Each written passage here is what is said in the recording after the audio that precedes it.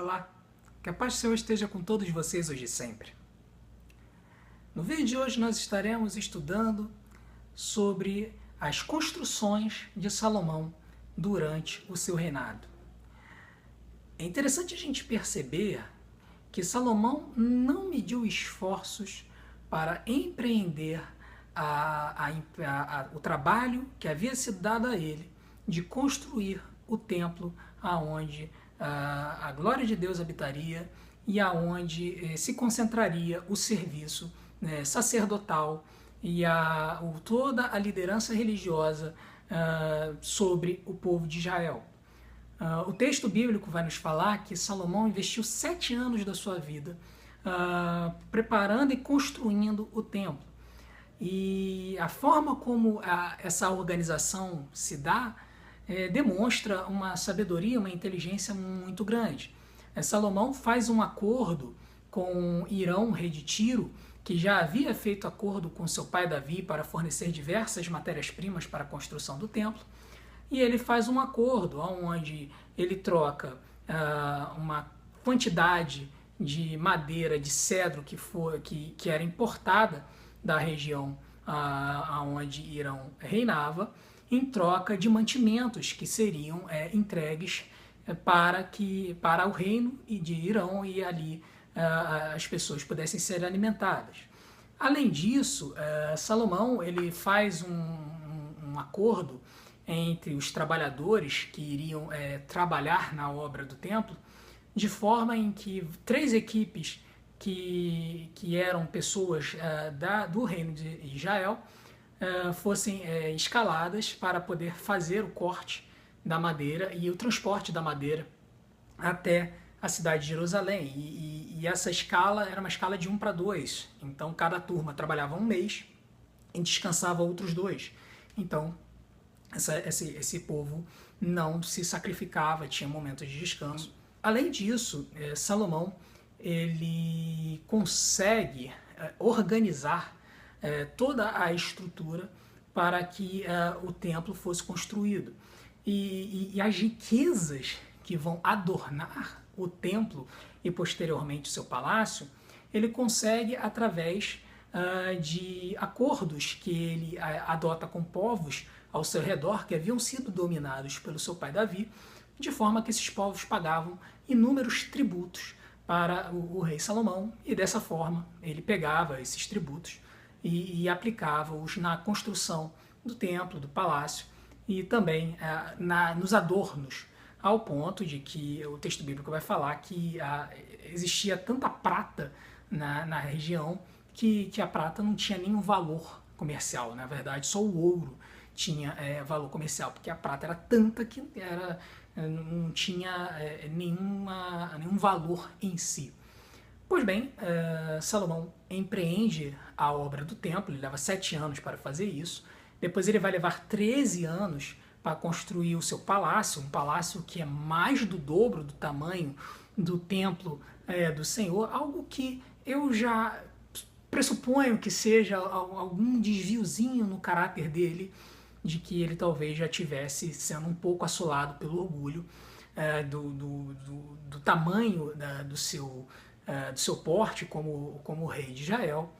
E eventualmente, depois de toda essa obra ser terminada, Salomão ele então chama todo o povo de Israel, faz inúmeros sacrifícios para que o templo fosse purificado. E eventualmente Deus aparece a Salomão novamente em visão, e novamente ele faz uma aliança com Salomão, que está descrita lá no capítulo 9 de 1 Reis. E o texto vai dizer que o Senhor disse a Salomão: eu ouvi a sua oração e o pedido que você fez na minha presença. Declarei santo este templo, que você construiu como lugar onde serei adorado para sempre.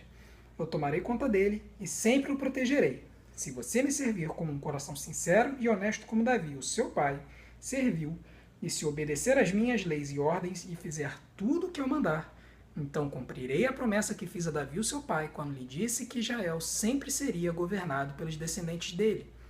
Mas se você ou os seus descendentes deixarem de me seguir, se desobedecerem às leis e aos mandamentos que eu lhes dei, e se adorarem e servirem outros deuses, Então eu arrancarei Israel, o meu povo, da terra que lhe dei, e também abandonarei este templo que separei para ser o lugar onde devo ser adorado.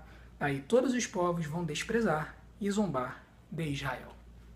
É importante a gente notar que Deus deu um segundo aviso para Salomão de que ele deveria manter os seus caminhos conforme a lei do Senhor. Ele deveria continuar buscando apenas ao Senhor e não se deixar levar por outras divindades. E por que Deus precisaria dar esses alertas? Porque o texto bíblico fala que desde o começo Salomão já parecia ter algum problema com relação a isso, porque quando ele resolve se casar, originalmente a primeira mulher que o texto bíblico relata que ele tem, Salomão se casa com uma filha do faraó do Egito. Né? A gente não tem no texto bíblico a razão para ele ter feito isso, mas a gente supõe que tenha sido para uma aliança política. Afinal de contas, nessa época, em tempos antigos, as alianças políticas eram muitas vezes seladas através dos laços matrimoniais. A gente vai perceber isso posteriormente nos relatos dos reis de Israel. Então, parece que Salomão, desde o começo, ele já começa a ter problemas em seguir a lei do Senhor, porque a lei dizia que o israelita não deveria se casar com uma mulher estrangeira.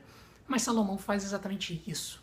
Então Deus chega e avisa a Salomão para ele tomar cuidado, porque esse tipo de conduta poderia levá-lo a se desviar. E se ele viesse a desviar o seu coração, que o seu reinado seria abreviado e ele teria problemas para continuar à frente do povo de Israel.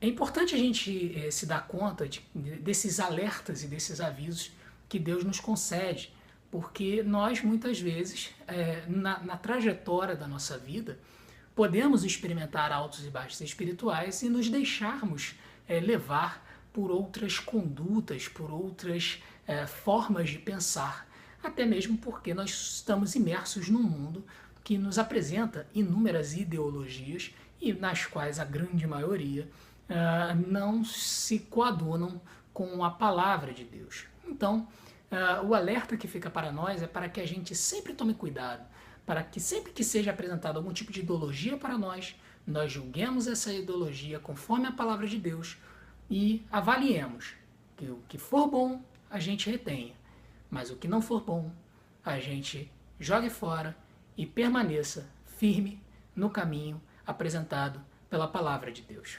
Paz e graça. Que Deus nos abençoe.